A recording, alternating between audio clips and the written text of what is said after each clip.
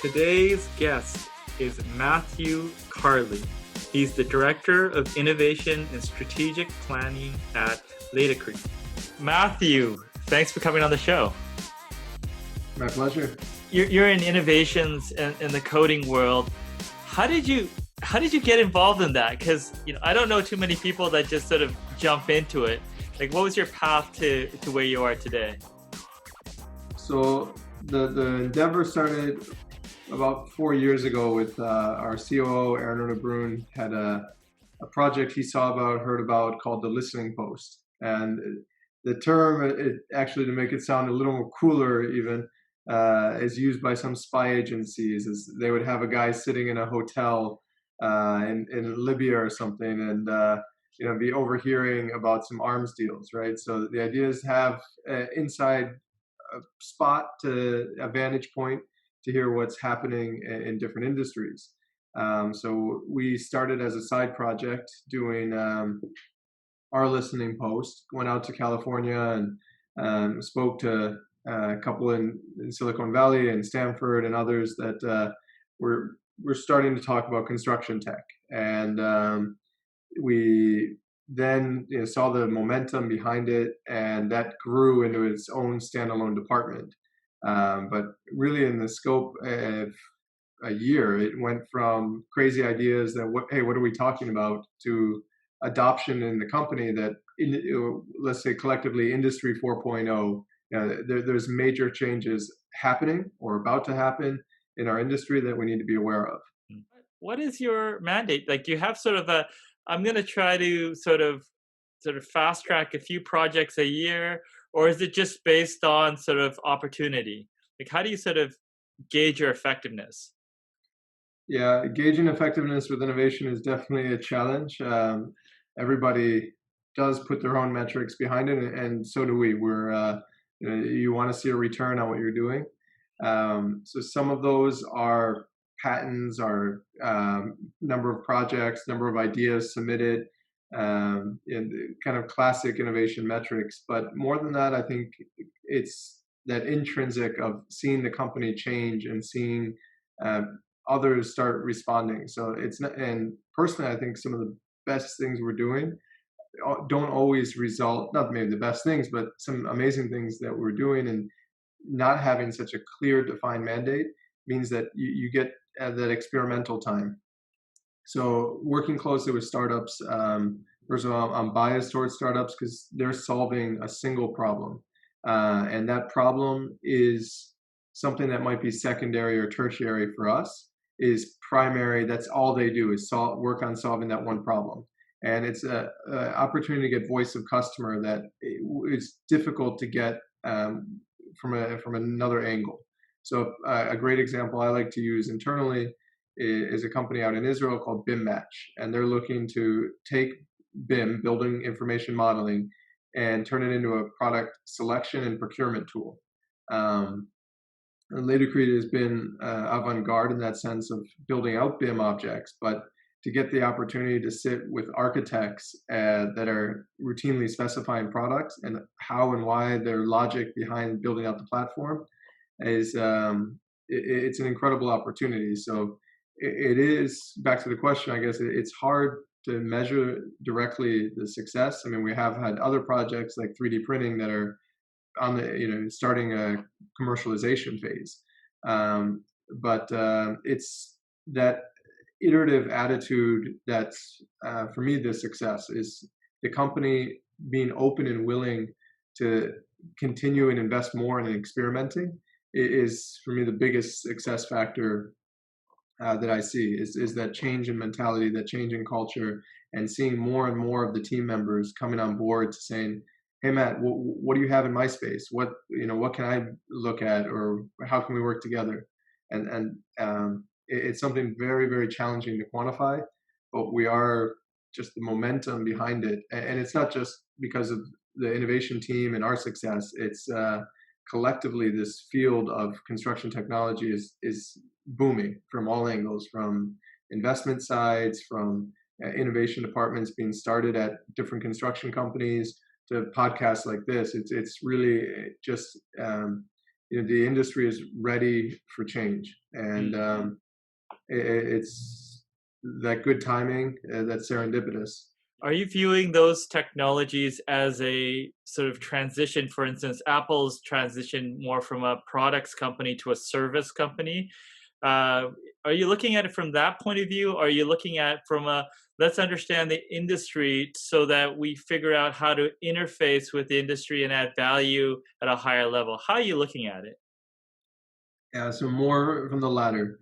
Essentially, we LATICRETE are a material supplier, or conventionally, let's say in the past we'd say a manufacturer. Then we became a supplier, and I think now the next phase is becoming a partner. So the partner is, well, not just the right material or the better material, but it's the right material for the right job. And that's going to be dictated by improvement in all the tech stack that's out there in construction.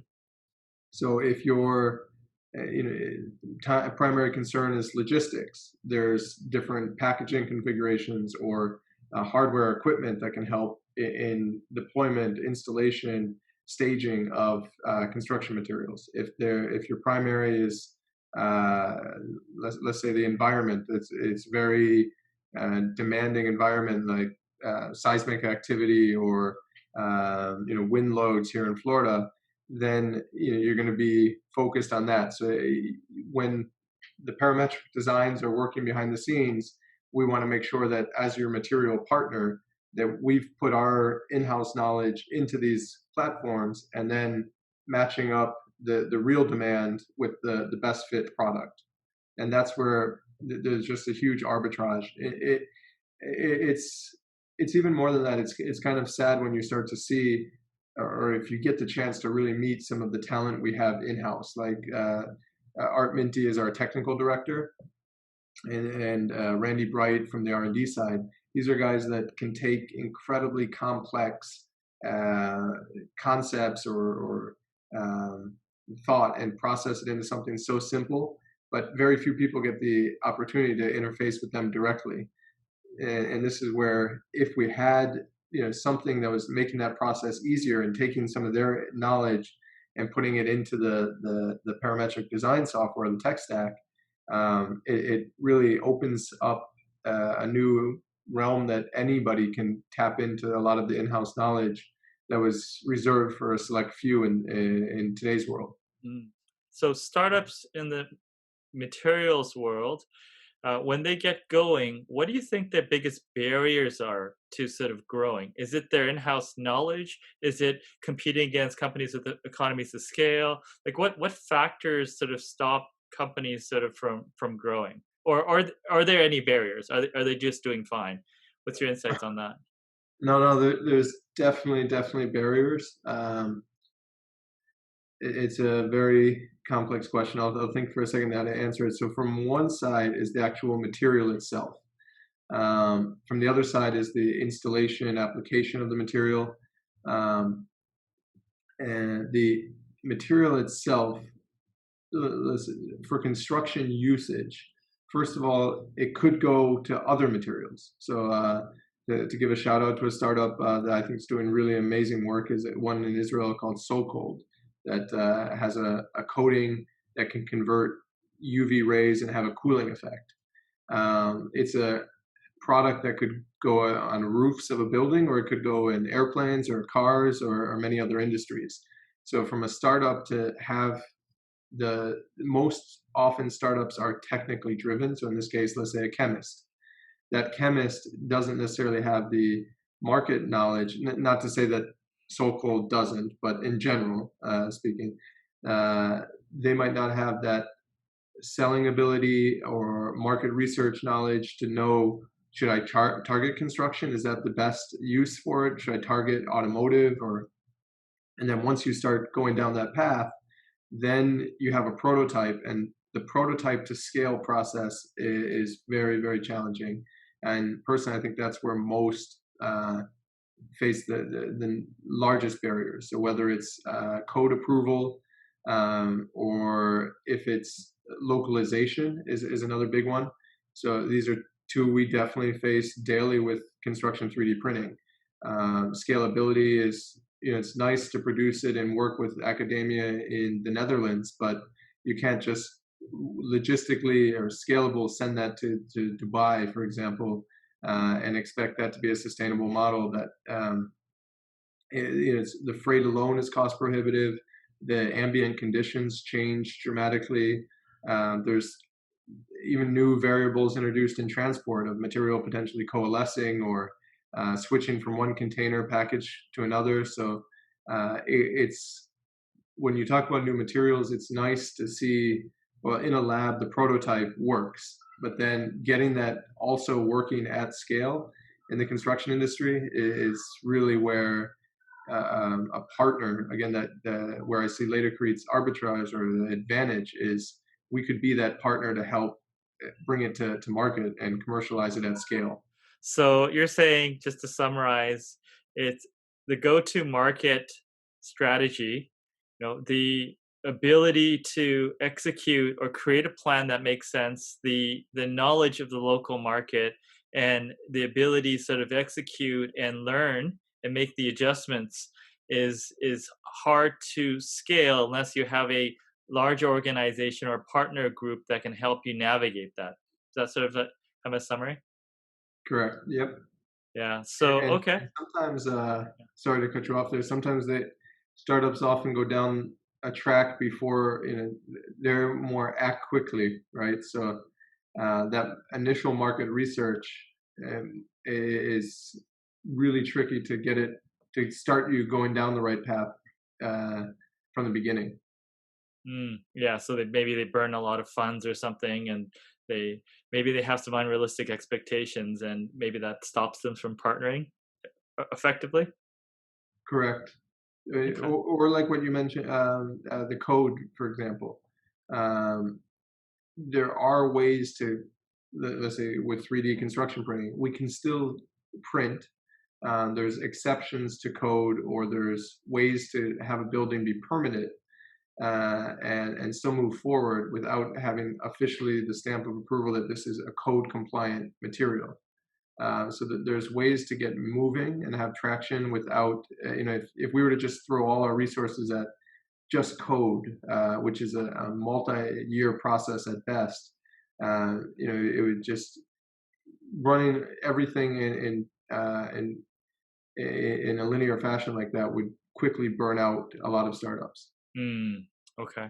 Now I know that some of the very, very big material companies partner with universities. What are your views on that? Um, so universities increasingly are well, universities also have a commercialization arm, first of all. So they're interested in the commercialization of the material. They're also interested in the publishing of the research. So it works easier and quicker if the research is more fundamental in focus, because then you don't necessarily need to bring in so much um, of the legal side behind it to figure out how you're going to commercialize it, and you're just, okay, we're doing this, it's beneficial for everybody, it's more of a thought experiment and on that side of the fundamental research. But when you start getting into development plans, like supplementing what an in-house R&D function would be doing, and it gets of who and how are the rights to commercialize something. But we are seeing more and more of these consortiums being formed with a direct industry application. So I think we're seeing a change of that. I think COVID is also impacting how universities view just their whole business model in general of being in the sources of higher education, and now they're looking more to be connected to the world. I think we're seeing more continuous education taking shape as well, where it's not just this 4-year degree or a master's or a PhD. It's universities need to be an active role throughout your entire working career. So I think we're seeing very positive directions towards closer university collaboration. and innovation factories, or getting students more hands-on experience so they're not leaving the university with just theoretical research. Let's say you have a startup, you're interested in working with them, the terms are good. And what sort of ways do you work with them? Do you sort of take over the material production side and there's a licensing agreement, or like how what can a startup expect working with a company like you guys? So we, we want to align to kind of supplement but not have redundancy. So when it comes to material expertise, that's, I think, the single strongest alignment that we have. And then we also remove that scale part. The scaling up, I mean, we still internally have to meet certain criteria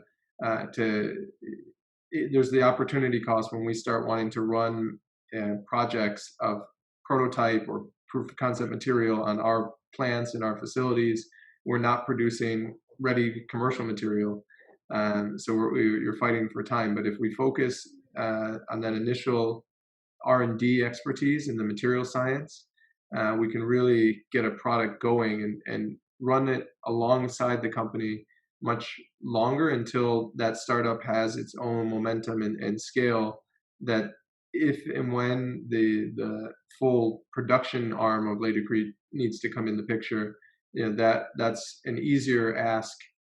Obviously, there'll be some lab scale and even larger than lab scale production batches made to help support that startup. But the core is our material science, material and the marketing information, and the connection to the construction world. So being able to know from a technical standpoint, this is going to work. These are the people you need to partner with. Structuring the business side as well, we can help with from an early stage. And then as far as investments go, we don't have a defined venture arm. We are considering always looking at investment potential, but we don't have the defined fund that we're looking to invest directly in startups. Now let's look at the macro side of things. You touched on the digitization side of things. I know you've written an article about that. Can you elaborate on the opportunity of the digitization of the construction industry? Yeah, so my dream here, I like to focus on the far post-build world first.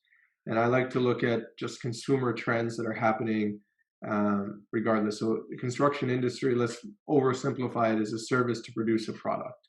And let's define that as the housing product.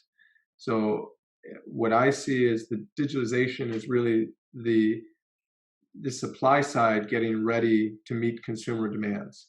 And that consumer demands is transparency and what are we receiving. So I envision a world where we're going to be purchasing homes that have a clear digital copy.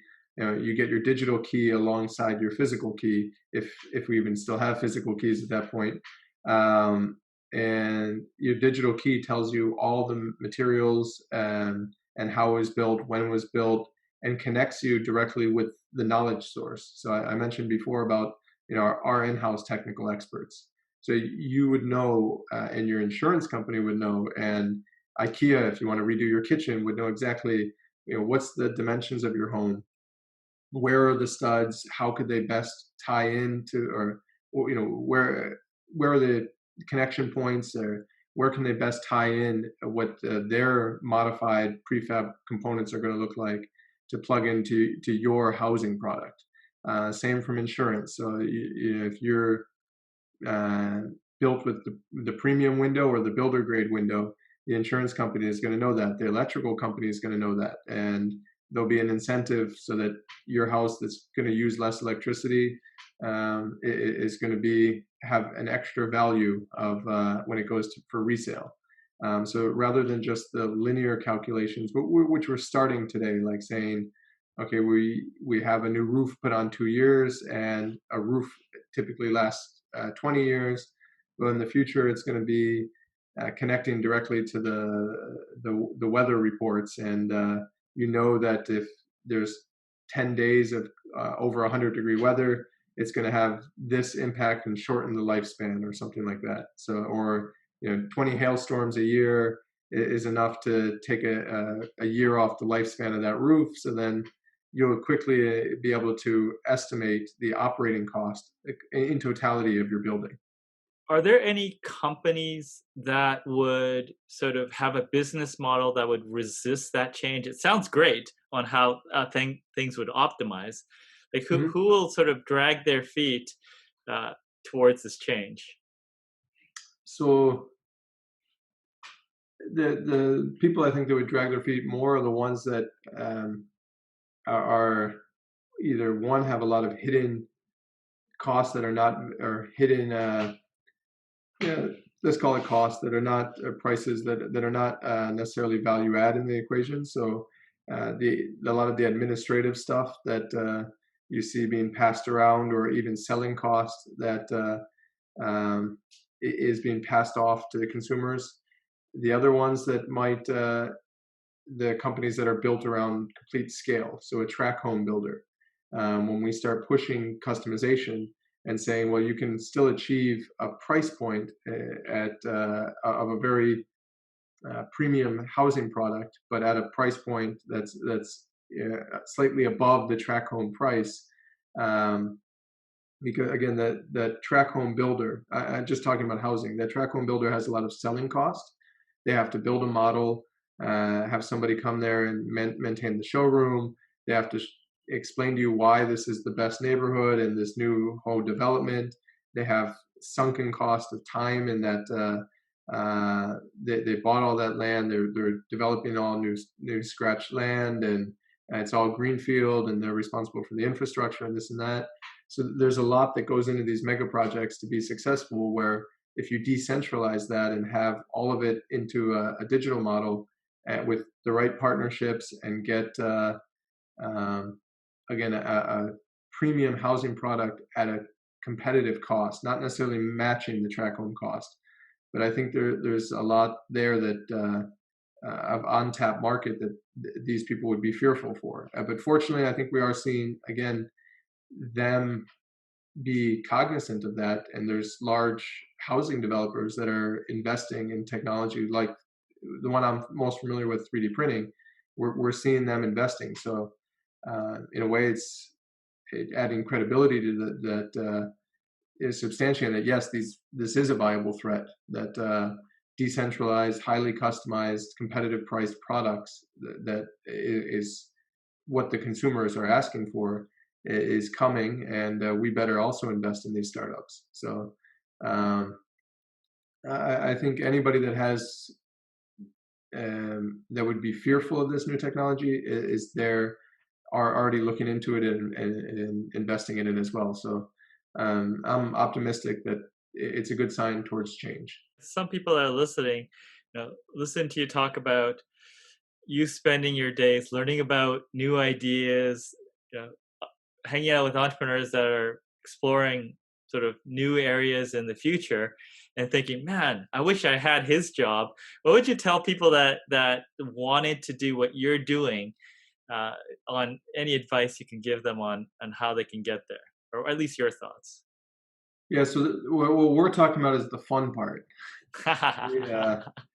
The challenging part and the frustration is um, eh, we are working on some stuff that is, let's say, 3 steps ahead, and rightfully so. There's a lot of reasons why you jump ahead, but the backtracking is equally as important to take the baby steps forward. So you take an idea like this future home. Now we have to break it apart and go 3 steps backwards to then move again the steps forward. So that's a lot of seeding ideas with different departments, and then also we're asking people to do extra work. Everyone's already tapped out with their day jobs, so they don't want, and their day jobs are structured around that incremental improvement of what we're already offering.